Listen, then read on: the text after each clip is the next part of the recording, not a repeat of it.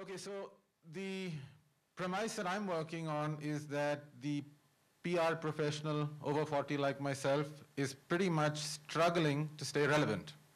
We are struggling to stay relevant because on this particular topic that I've been asked to discuss is how do we create brand experiences. Building brand experiences for consumers, verbatim is the topic.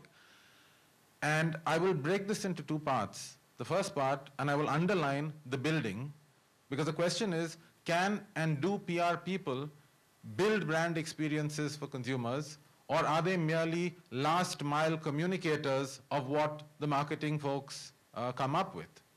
So if you look at a very simplistic definition of public relations, it's doing good and getting credit for it. And I love the analogy it draws back to what you said, because about doing good, inherently in that goes back to a lot of the points that you were making. In essence, it has to be good for all.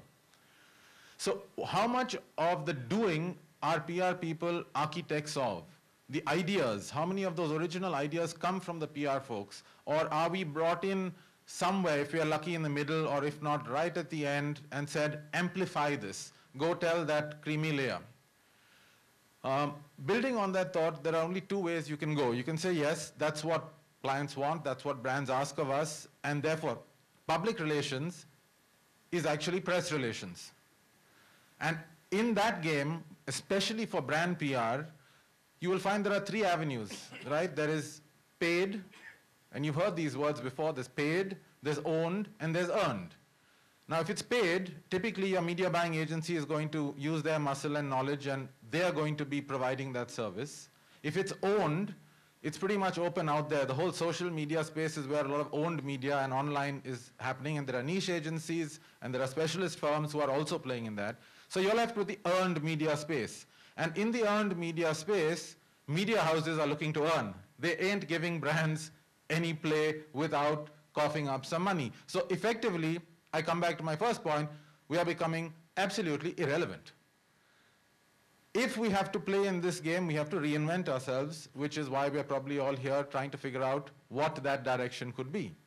The second part of it is, if we are going to build original ideas, those ideas have to revolve around content. And I will give this PRestival as an example. This is an idea born out of a PR team. And the very idea is engaging. It's a brand experience for the 200 odd people of you. But the amplification of it could be through many of you who would be tweeting right now. If this could be live webcast, if this could be cut into, 30-second videos as people were coming in the breaks. And a bunch of PR people around India, around the world for that matter, could be listening to us. So with these sort of three thoughts, I'm now going to open it up to my fellow panelists. And the first one I'll probably direct to Gautam and say that, looking at the online space, are you seeing a difference in the way public relations people are being asked to provide content to you? Absolutely. Can you all hear me? Absolutely. I think just in case nobody here knows me, I'm a Punjabi by birth, but I spent 40 years in the UK.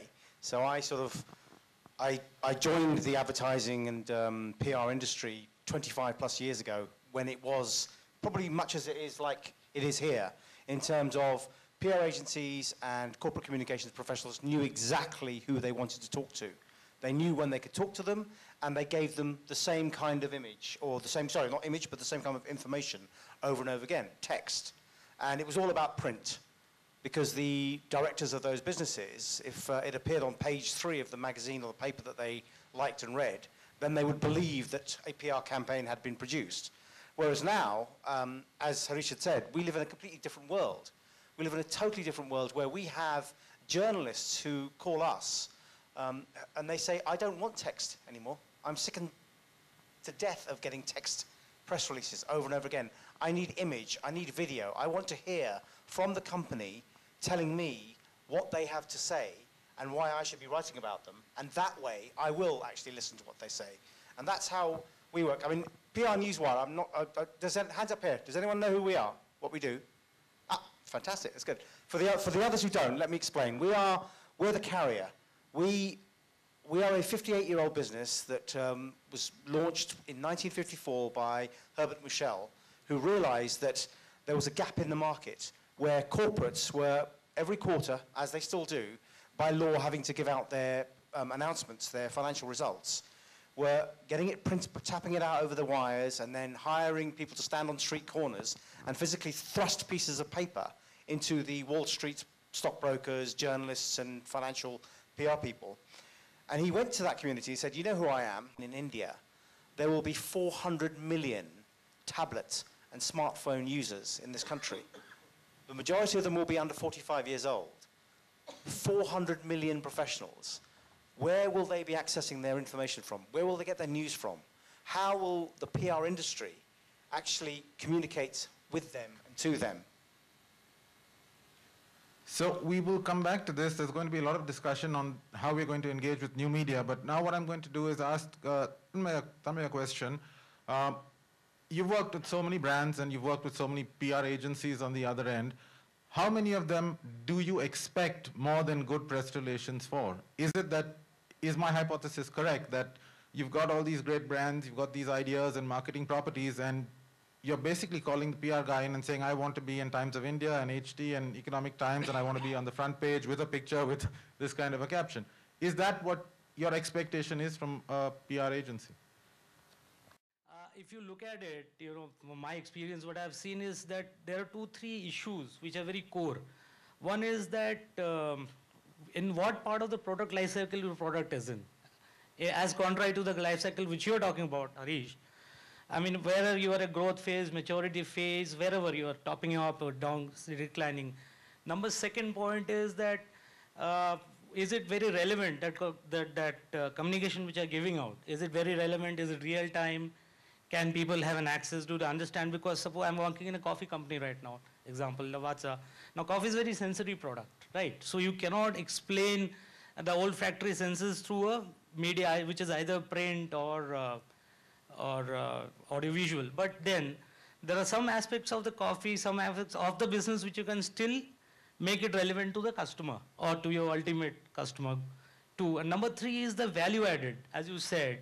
Because mostly it first starts with a press release, then then we'll take out a special release, we'll put in plug in some things about coffee, what's happening, if the market is changing globally, what's happening Arabica, variety of coffee prices, etc.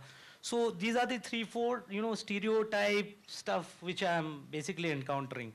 But yes, if I want to go out of it, how? Because one of our part of our business is barista, which is a cafe, which is a business to consumer orientation. So therefore, my PR also has to create a relevance among my customers, people who visit my stores. Why they want to engage with us.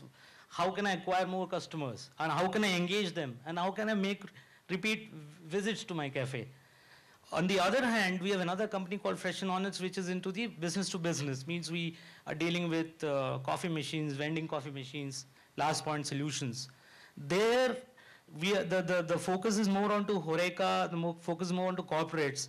So there, what I like to do is extol the virtues of having a coffee machine in your company, which can give you a very good, espresso, etc. So these are the various facets that I'm currently facing.